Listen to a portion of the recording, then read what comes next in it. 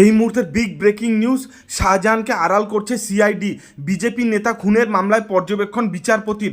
সন্দেশখালীর বহিষ্কৃত তৃণমূল নেতা শাহজাহানকে আড়াল করার অভিযোগ উঠল রাজ্যের গোয়েন্দা পুলিশের বিরুদ্ধে। শুক্রবার এ ব্যাপারে রাজ্যকে সতর্ক করলেন বিচারপতি জয় সেনগুপ্ত। সন্দেশখালীতে 3 বিজেপি নেতা খুনের ঘটনায় মূল অভিযুক্ত শেখ শাহজাহানের নাম না থাকা নিয়ে মামলা গড়িয়েছিল কলকাতা হাইকোর্টে। পুলিশি তদন্ত নিয়ে প্রশ্ন তুলেছিলেন বিচারপতি। আদালতের নির্দেশে ফের তদন্ত করে সাপ্লিমেন্টারি চার্জশিটে শাহজাহানের নামও রেখেছিল পুলিশ। তবে তাতে আদালত সন্তুষ্ট না হওয়ায় মামলার তদন্তভার গিয়েছিল সিআইডির হাতে। শুক্রবার ওই মামলায় সিআইডির ভূমিকা নিয়ে বড় প্রশ্ন তুললেন বিচারপতি জয় সেনগুপ্ত।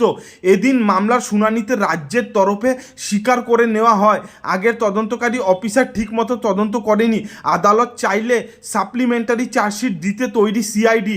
এরপরই সিআইডি তদন্তের নিরপেক্ষতা নিয়ে প্রশ্ন তুলে বিচারপতির পর্যবেক্ষণ।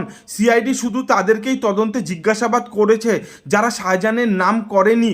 এটা করা হয়েছে যাতে সহজেই শাহজাহানের নাম বাদ দিতে সুবিধা হয়।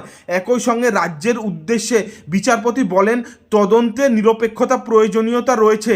এরপরই সন্দেশখালীর 3 বিজেপি নেতা খুনের ঘটনায় আগামী 22শে মে রাজ্যকে সাপ্লিমেন্টারি কেস ডায়েরির কপি জমা দেওয়ার নির্দেশ দিয়েছে আদালত। ওই রিপোর্ট খতিয়ে দেখার পরই মামলার তদন্তভার সিআইডির হাতে থাকবে নাকি সিবিআইকে দেওয়া হবে সেই সিদ্ধান্ত নেওয়া হবে বলে জানিয়েছেন বিচারপতি।